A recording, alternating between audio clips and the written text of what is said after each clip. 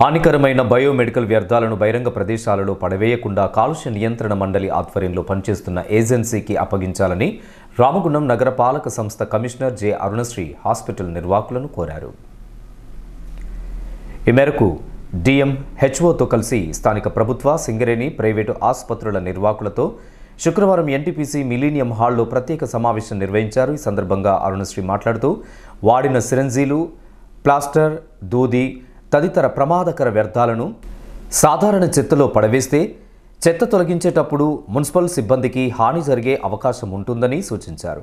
ఈ నిర్లక్ష్యాన్ని తీవ్రంగా పరిగణించి సదరు ఆసుపత్రి నిర్వాహకులపై కఠిన చర్యలు తీసుకోవడం జరుగుతుందని తెలియజేశారు. డిఎం అండ్ హెచ్ఓ వాణిశ్రీ మాట్లాడుతూ బయోమెడికల్ వ్యర్థాలను కాలుష్య నియంత్రణ మండలి ఆధ్వర్యంలో పనిచేస్తున్నటువంటి వెంకటరమణ ఇన్సినరేటర్స్కు మాత్రమే అప్పగించాలని అన్నారు. సదరు ఏజెన్సీ నిర్వాహకులు క్రమం తప్పకుండా ఆసుపత్రుల నుండి బయోమెడికల్ వ్యర్థాలను సేకరించాలని సూచించారు.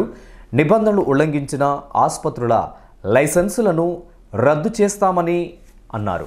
ఈ సందర్భంగా బయోమెడికల్ వ్యర్థాలను వేరు చేసి పసుపు, ఎరుపు, నీలం డబ్బాలో వేయడంపై అవగాహన కల్పించారు. ఈ సమావేశంలో additional commissioner Maruti Prasad, deputy commissioner Nayani Venkataswamy, ప్రభుత్వ, సింగరేణి, ఎన్టీపీసీ ఆసుపత్రుల వైద్యాధికారులు, ప్రైవేట్ ఆసుపత్రుల నిర్వాహకులు, ఇండియన్ మెడికల్ అసోసియేషన్ ప్రతినిధులు, నగరపాలక సంస్థ శానిటేషన్ విభాగం అధికారులు, సిబ్బంది పాల్గొన్నారు.